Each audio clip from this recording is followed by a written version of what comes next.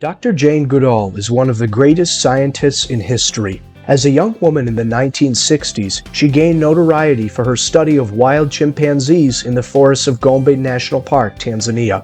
She made groundbreaking discoveries of these animals and was the first human being accepted by a group of chimps into their tribe. Over the last 40 years, Dr. Jane has worked tirelessly to bring about better lives for people in impoverished areas, to promote peace and love, and to put an end to abuses of animals and the environment. As part of her efforts, she started the Jane Goodall Institute and the Roots and Shoots Foundation, which works to implement her goals in dozens of countries around the world. Dr. Jane's best-selling books include In the Shadow of Man and A Reason for Hope, and she has been featured in many documentaries. She also received a knighthood from the Queen and even has her own Barbie doll and Lego set. Through the help of my friend Calvin Kikwale at Beacon Adventure and Safaris, I met this extraordinary woman in February 2023 while filming in Kigoma, Tanzania, the same region where 60 years earlier, Dr. Jane had trekked through the hills and jungles of Gombe looking for chimps. She kindly agreed to appear on the channel and asked if we could do an interview when she was in New York City in April. 2 months later, sitting together on the 50th floor of the Ritz-Carlton, that's exactly what we did. Dr. Jane, thanks so much for coming on the History Bites YouTube channel. I have some big life questions for you. Do you believe it is important for kids to learn history? I think it's very valuable. I mean, I was taught history. In fact, it was one of my 3 subjects for my, leaving exams. And I think to learn something about the history, particularly of your country, but the way the world has come to be the way it is. I think the tragedy these days is that in so many countries a lot of history is absolutely wiped out. If the government feels that this is not a good thing for children to learn, it's taken out of the textbooks. Right. That's a big problem. Right. I'm sure you've seen that firsthand. Oh yes. If you could make one thing happen for the world, what would it be? I'd have Roots and Shoots in every school. You're getting there. Well, we're 68 countries and, all ages, even some little preschoolers wriggling about on the floor. They know if they want to do things with animals or people or the environment. Which person in your life had the greatest influence on you? My mother, no question. Van? My mother, Van, short for Mavan, which is Welsh. And of course the other person was Rusty, my dog, and the other person was David Greybeard, the chimpanzee. And those 3, I think, have the most influence of all. And you said your dog Rusty had a sense of justice. What do you mean by that? He knew when he was, as long as he understood and had been taught that this was naughty, then if you punished him, just with your voice, about something he had not been taught was bad, then, and it happened 3 times, he went and sat with his nose almost touching the wall. He didn't respond when I said walkies or held up some food. I had to kneel, put my arms around him and explain I was really sorry and I shouldn't have spoken to him like that, and I know that he didn't know what he did was bad, but let's make it up. And then he'd move from the wall. Otherwise he just stayed there 3 times. And that was when you were a girl, a young woman? Yeah, it was about 15, 16, something like that. Okay. You've traveled to the remotest parts of the world and seen people from all over. Is there something that all people in the world have in common? Yes, all people have, and they have it in common with chimpanzees, orangutans and gorillas, and that's non-verbal communication. Kissing, embracing, holding hands, patting one another. All people have a sense of humor, maybe a little different in different countries. Chimpanzees and orangutans also have a sense of humor. Probably other animals too, I don't know. All human beings cry when they're sad or when they're hurt. And all human beings have some kind of moral value. Again, that may be different from culture to culture.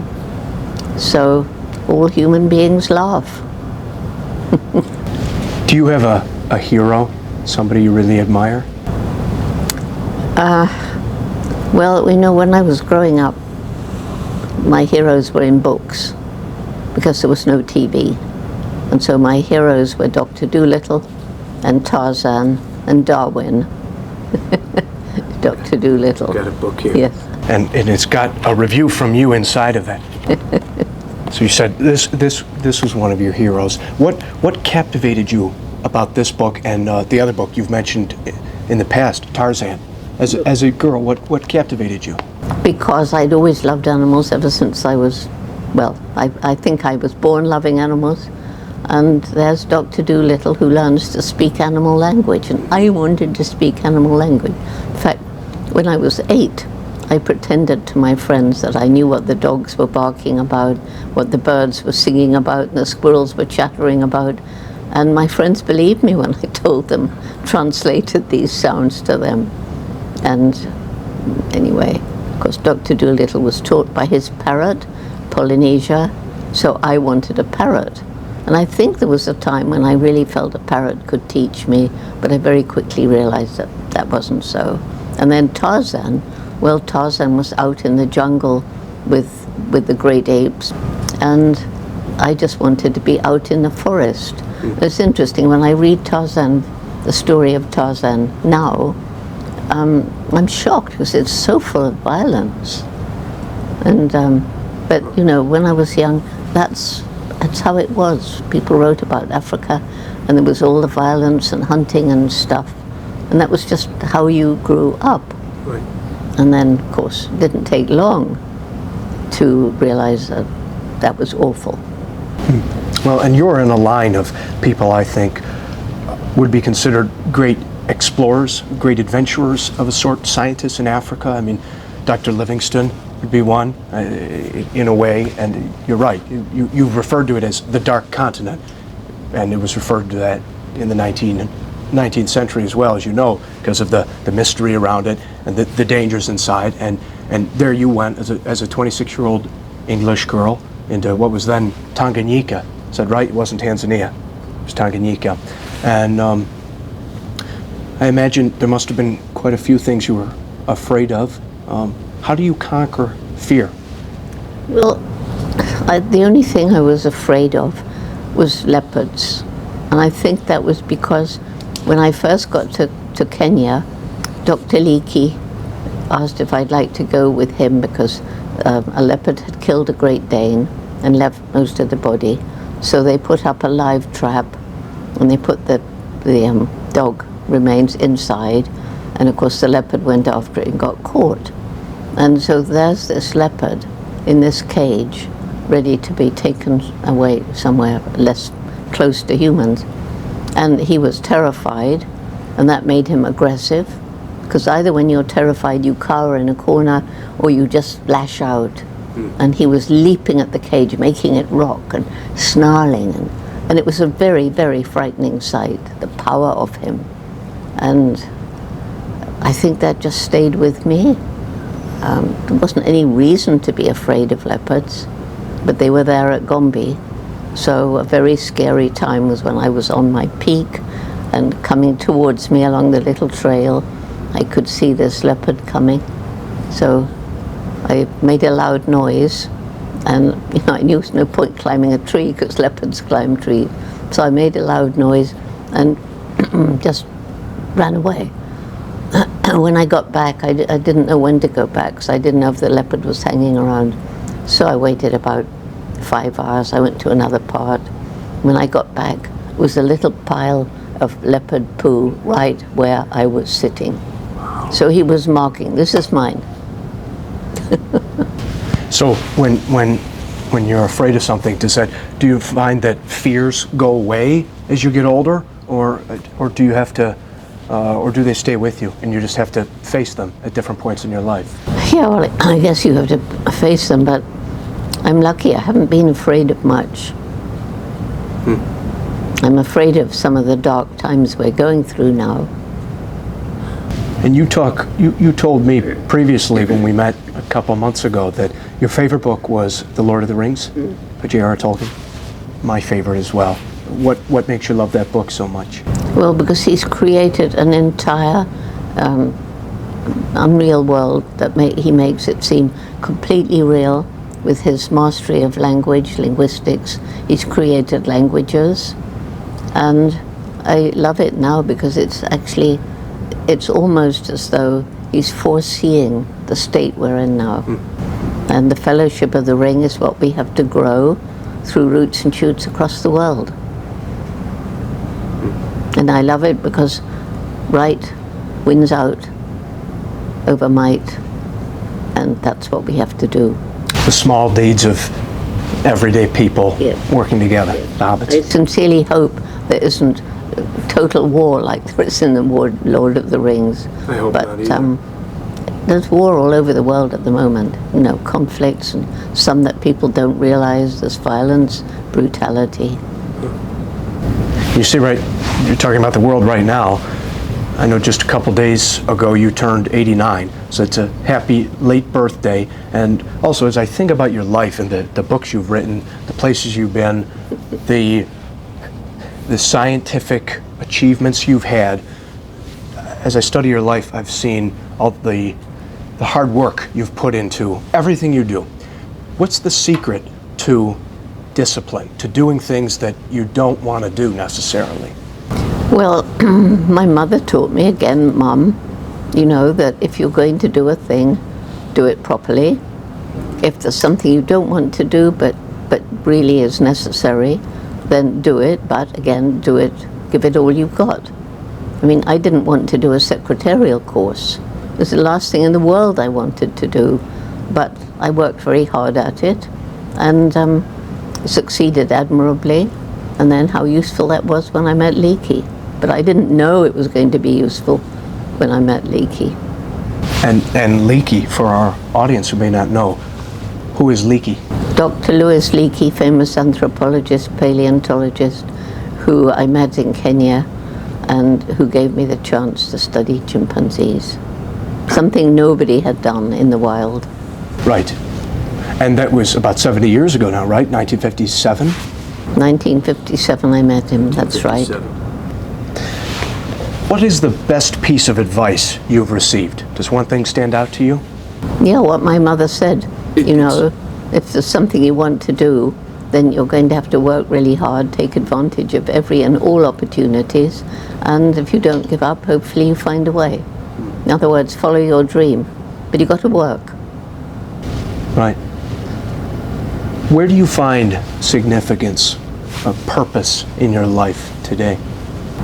Well, because young people and older people all over the world are losing hope, and my mission appears to be to give hope, because if you don't have hope, you become apathetic and you do nothing.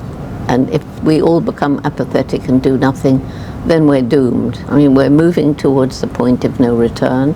We've got a window of time.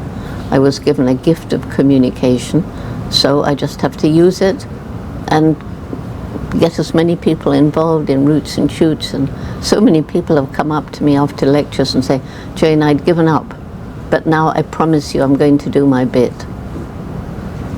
Hundreds of people. Is there anything else you hope to accomplish in your life? Just growing roots and shoots, really. That's mainly it. If there's something you could go back and change about your life, what would it be? There isn't anything. I made mistakes, but I learned from them. I mean, I wish my first marriage hadn't ended in divorce, but it was the only way. We both agreed it wasn't working. Hugo's work took him to all sorts of places, and I couldn't leave Gombe. Anyway, I had a child, so it didn't work. And that's Hugo Van Lauwik, your first husband, who was your photographer, who helped make you famous at the same time. Yes, absolutely. But then you see, if I'd still been married to Hugo, then I wouldn't have met and married Derek Bryson, who was director of national parks. And without him, I would have lost Gombe, no question. Why? Because 4 of my students were kidnapped, taken over the lake, and Lake Tanganyika. And so the little research station was closed down. But because of Derek, I was allowed to go back in. We went with the army helicopter 2 or 3 times to keep the field staff motivated. And without Derek, that would have been the end of Gombe, for sure. He was an incredible man, from what I've read. He was. Mostly paralyzed from the waist down. Is that right? Yes, his legs, my aunt's a physio, and she examined him. And she said, well, actually, Jane, Derek shouldn't be able to walk. So he used one leg and one stick and managed to get around. And he was shot in World War II as a pilot. And that's what killed him, because the cancer grew around the old bullet wound. I'm sorry. Yeah, that was awful. That was the worst time in my life, I think, when you watch somebody you loved slowly dying in pain. Can't imagine. Oh, it's terrible. And so many people now are suffering from this. It's like an epidemic of cancer. It's everywhere. And how did you rebound? How did you recover from his death? I went back to Gombe and sat there and realized that there's a cycle of life and death. And getting to work. I mean, some people, when they, suffering a loss like that, they just kind of curl up and give up. But for me, it was working, going back and working, and getting things done. And you continued to move on, and eventually you left Gombe. You were there from about 1960 on and off to 1986. And then what changed? Why did you leave studying your chimpanzees? I helped to put together a conference in Chicago to bring people. By then there were 6 other chimp study sites. Brought the researchers together to discuss chimp behavior. Had a session on conservation. Was shocked to see across Africa chimp numbers going. A session on conditions in captive situations, medical research laboratories. And so I went to the conference. I had my PhD by then as a scientist. Because of this book, big thesis book. That's right. And I left as an activist. And yeah, that conference was to honor that book, The Chimpanzees of Gombe. It's huge. I was just thumbing through it before you came in. And I love reading it now, picking through it, because it takes me back to those best days of my life. But now you're still in the activism phase. When you became an activist around 1986, were you already famous at that point? Well, yes, in a way, because of the geographic cover girl and all that sort of thing. Yes. And why did you start JGI, the Jane Goodall Institute? Because after the kidnapping, my main sponsors withdrew, and because there were only Tanzanian field staff there, so they didn't want to put money into it. And I was sort of working from year to year, getting a grant from the Leakey Foundation. And some friends of mine in San Francisco said, Jane, you can't go on wondering every year whether you're going to be able to carry on. So they funded it for me in 1977 in San Francisco.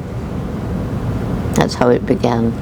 And then about 15 years later, roughly, you started the youth arm of the Jane Goodall Institute, Roots and Shoots. Roots and Shoots, 1991. And you've talked a lot before about how it got started and about its mission. What are some success stories? What are some stories from Roots and Shoots? Is there one in particular that really makes you smile, makes you happy, gives you hope? There's too many for me to talk about. Too many to narrow down? You know, they get going and they make butterfly gardens. We've got Roots and Shoots along the migration route of the monarch butterfly. They're planting milkweeds and talking to people, persuading them not to spray, because a lot of butterflies die from pesticides and herbicides. There's wonderful organic gardens in schools, growing organic food and maybe using that to feed homeless people. There are many, many, many working as volunteers in shelters for stray dogs or cats or other animals too. There are those volunteering in soup kitchens for the homeless. There are hundreds and hundreds and hundreds planting trees all over the world. because there's 86 countries with roots and shoots, and they're all planting trees. I've planted trees in so many countries. A lot of the trees are now much taller than me. Taller than both of us? Yes, much taller than you. And you get another organization. Some people pronounce it Takare, some people pronounce it Take Care. No, it started Take Care, but it's Takare. Why'd it change?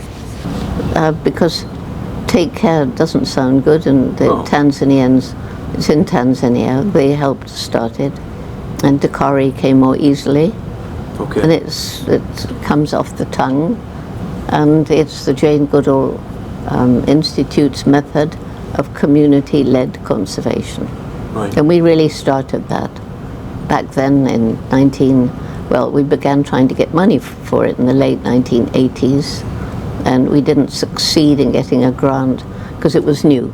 It was, like working with the people to save the animals in the forest, rather than making a line and saying, okay, you're out and this is safe, and that doesn't work. And this is in impoverished areas in Africa? Yeah, this is around chimpanzee habitat. Yeah, which is only in Africa? Which is only in Africa. And in this book, which is stories all about Dr. Jane's foundation and the work they do, Takare, you say that good education is a way out of poverty. Yeah. Can you explain this? Could you explain why? Well, all the villages where this Takare program works in Tanzania, and it's in 6 other countries too, but talking about Tanzania, every one of those villages has a roots and shoots group, and when a young person can get a good education, they're very likely to get a job in town, get more money which they can send back to their families in the poor villages. But equally, they come back themselves and start a small business, very often with a loan, like the Grameen Bank started by Muhammad Yunus, who is one of my heroes. Yes. You talk about him in your Reason for Hope book, autobiography. I love this book. It's a good one.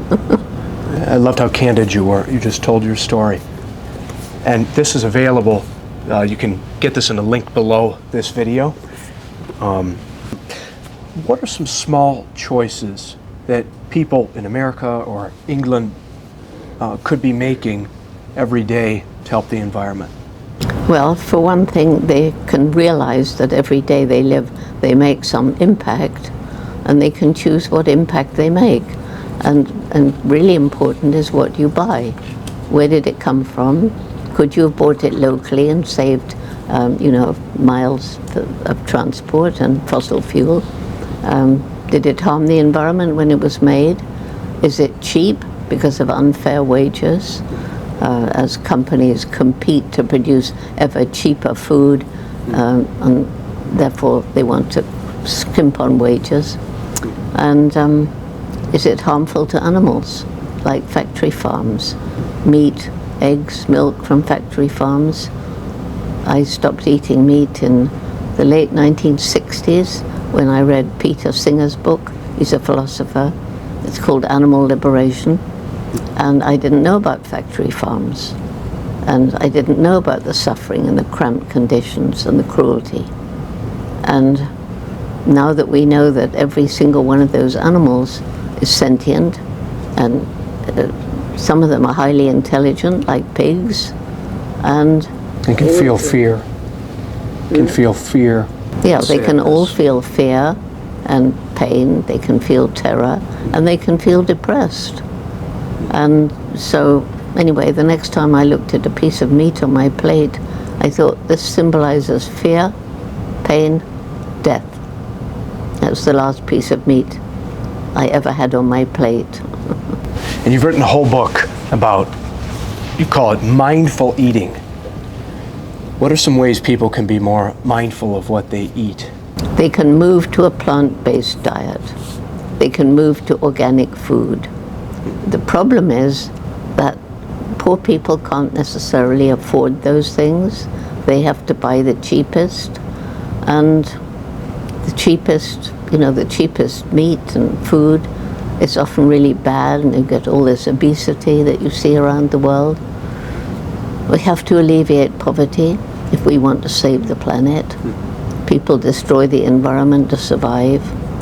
Like around Gombe, when I began to quarry, it was because there were more people living there than the land could support, too poor to buy food from elsewhere, their own land over-farmed and infertile, and cutting down trees to make more land to grow food, or money from charcoal or timber. That's why Takari started. And so now the people, you know, they're rising out of poverty, they're getting jobs, their kids are getting a good education, and the trees have come back because nature's resilient.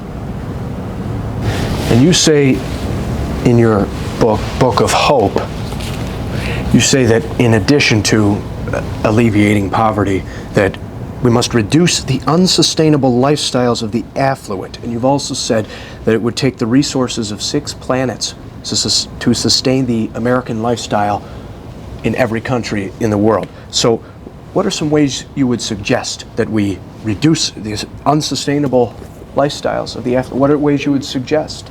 Well, you know, one thing is that so many people with lots of money, they just buy things, use them, and then discard them. They don't buy things that they really need. They buy things they want maybe only temporarily. And, you know, when I grew up in the war, it was a circular economy. You reused everything. And you didn't discard a garment until it was literally threadbare. And then you used it as a duster or something like that. So nothing was wasted. No scrap of food was wasted. We were rationed. We had coupons, a certain number per month. You could only buy, I mean, I think we had 1 egg a week, and it was something like 1 2-ounce bar of chocolates in, I think, a month. And the adults gave their coupons to us children, so we were lucky, we had a bit more. Petrol was rationed. And so it looked like a bird of prey, but I think it's probably a seagull in the mist. Oh, I see.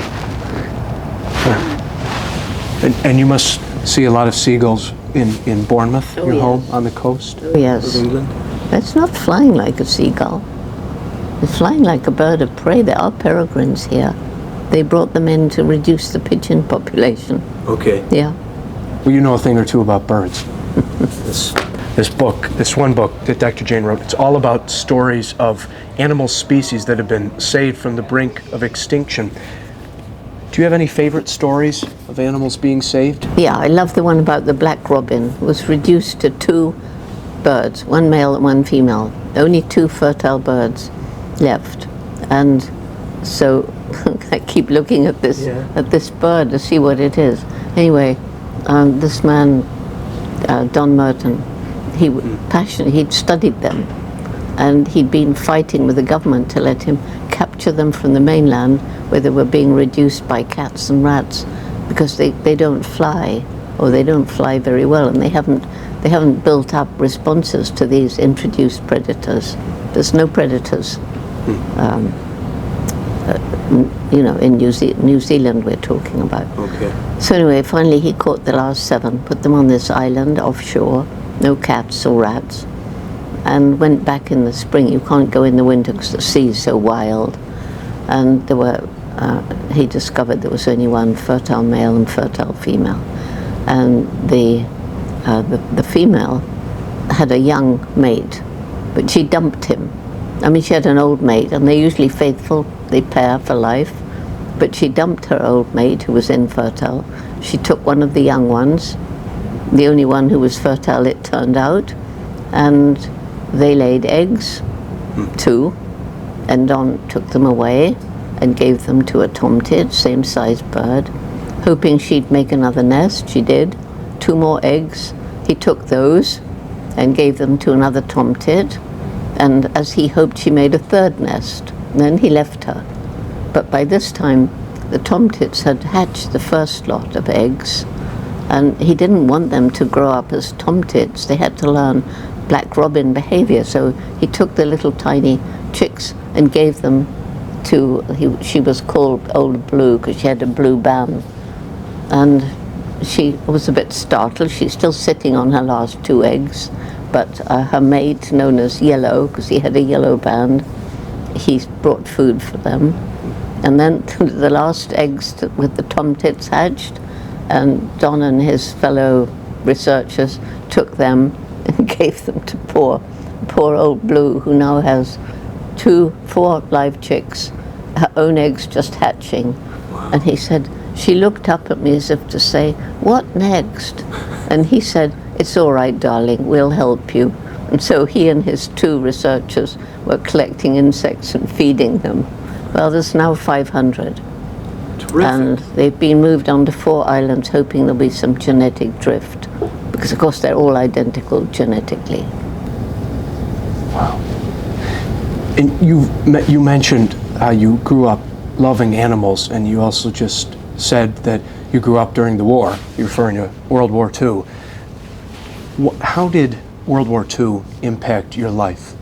Beyond the day-to-day rationing and changes in your country? Well, basically it just taught me to take nothing for granted. I mean, young people today, you know, when there's a beautiful full moon, it's a full moon, yeah, people walked up there. They don't look up and think with absolute wonder and awe. People walked up there. And if you just close your mind to knowing that it happened and think, wow, we can do that, and yet we're destroying our only home. It's those pictures of planet Earth as a little blue and green globe in the sky surrounded by the dark black immensity of outer space. That's our home. It's our only home. There may be others supporting life in the far universe. In fact, I'm sure there are. But this is our home. And we have this amazing brain that's taken us to the moon. And yet we're cutting down the forest, polluting the air, polluting the water, destroying, killing animals, causing ecosystems to collapse. And, you know, we only do have a window of time to start healing all this. And I don't know how big that window is. That's why I'm working to get more and more and more young people into Roots and Shoots, because they are changing the world. They're full of passion, energy, commitment, and they're not giving up.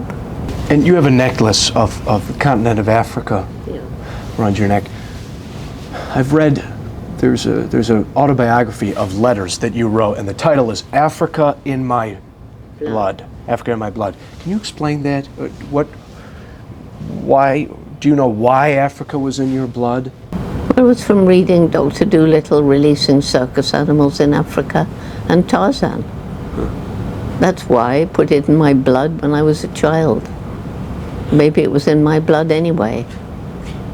I mean, animals were in my blood. Nobody taught me about animals. Right. Did you have any fascination with chimpanzees before you went and studied them in Gombe?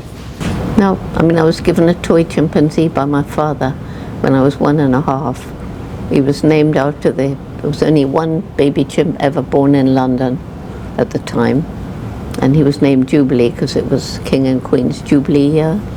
And I loved him. I took him everywhere, but the thought of studying chimpanzees was, you know, nobody knew anything about them. They were exotic. So it was only because Leakey asked me to study them. How did you have the money to go to Africa as a young girl in England? By working as a waitress. Jolly hard work. Not like these fancy hotels.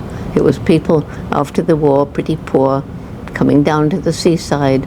They came for a week, and you didn't get a tip till the end of the week. So you had to look after them for 7 days and be really nice to them. I made sure they all knew I was saving up for Africa, but they weren't rich. And so it took I don't know, 5 or 6 months to get the fare. And that was by boat, because there were some planes, but they were very expensive. So you went to Africa, you took a boat ride, you met Dr. Louis Leakey, who sent you on a mission, you could call it, to Gombe National Park. And you went with your mother. Well, I went with my mother because the authorities were still British back then. And they said they wouldn't take responsibility for this young girl, unheard of. But finally they said, because Leakey never gave up, they said, all right, but she can't come alone. So Mum volunteered. So she came for 4 of the 6 months for which I had money. Did you have a goal when you first went to Gombe? Did you have a goal that you wanted to accomplish? Yeah, I wanted to learn about the behavior of the chimpanzees and to make Louis Leakey happy.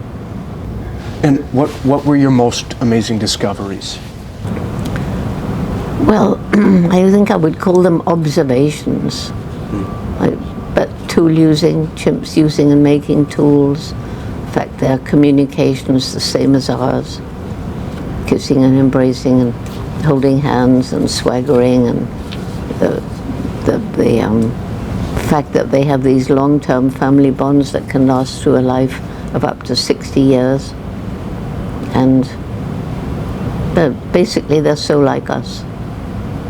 And you've said that you inherited your father Mortimer's constitution. Could you explain how that impacted you in those early days at Gombe? Well, I got malaria about 30 times, but I managed to fight it off. And now, I think many people of 89 wouldn't be able to travel the way I do, wouldn't be able to keep the hours I do, wouldn't have been able to go through COVID without one single day off for 2 years. And so I've got my father's tough constitution. I did get COVID, but I got a mild cough and about 3 hours of fever, and that was it. So that's my tough immune system. And that was partly helped by, growing up in the war, you didn't waste any food. If it fell on the floor, you ate it anyway. And so today, too many children are, oh, you mustn't touch that, and got to wash your hands now. So they don't build up a proper immune system, which is important when you're young. You've also said that in addition to having your father's constitution, you had you needed to be someone with monumental patience. Yeah. Did you already have that, or did you develop it as you went to Gombe? No, I think I had it. I think I waited 4 hours for a hen to come in to lay an egg. So I must have had patience. And what attracted the chimpanzees to your camp eventually? Like when bananas. You began Baboons were already coming to camp because they're very quick to seize on a new food. We think there must have been when the villagers were sent out of Gombe, not for a national park or anything, but because there was a cholera outbreak in the days of German rule when it was Tanganyika. And we think there must have been some memory of the bananas that they grew there. Otherwise, I don't think the chimps would have eaten them.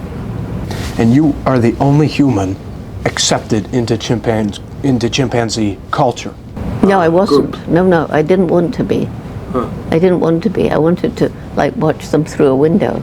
The title of my second book about them. Yes. And of course, with the banana feeding, they did come into camp, and there was some criticism. Although at that time, the only few field studies, I think they all had feeding stations, not the gorillas, but and. So people said, well, you've disrupted their behavior, which of course was true. But I was interested in individuality from the beginning. So if they were disrupted, they were all disrupted. So I could still look at differences between them. And I'm not sorry I did it, because if the chimpanzees hadn't come to camp, hadn't been so habituated, Hugo wouldn't have got the footage he got. The Geographic wouldn't have continued funding the study, and those chimps wouldn't be there now. No question. They'd be gone. So we're studying chimps, and we're using the Tukari method to work with people in 6 different African countries. So I know there are forests and chimps that wouldn't be there but for us. Do you enjoy the lifestyle you lead now, traveling all over the world? No. What would you be doing if you could do one thing in the world? I'd be out in the forest. Those were the best days of my life. Do you enjoy reading? I don't have much time for reading, and I'm spending so much time when I'm not talking on my laptop that my eyes aren't as good as they were. So although I despise it, I've got a Kindle because a Kindle you can light up and you can make the print big. Yes. And so for on a plane, I mean, I couldn't carry lots of books with me, but I can carry about 200 books on a Kindle, so I can choose the type of book. But usually I read about a chapter and fall asleep. Are you ever going to slow down? My body will make me sometime, won't it? I hope not. But it's bound to. Well, do you exercise, or I mean, In airports, walking from one end of the airport to the other. That's my exercise. So I've got time to exercise. You're going faster, not slower.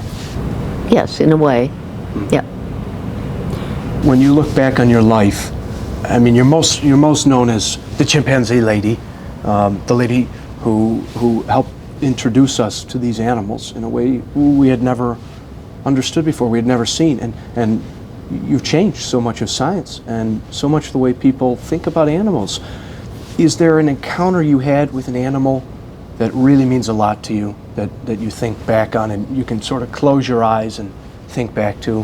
When David Greybeard was the one who showed me chimpanzees using and making tools, and after a bit he actually allowed me to follow him before I'd let him go, because I didn't want to push him. And they often wander about alone, males and females.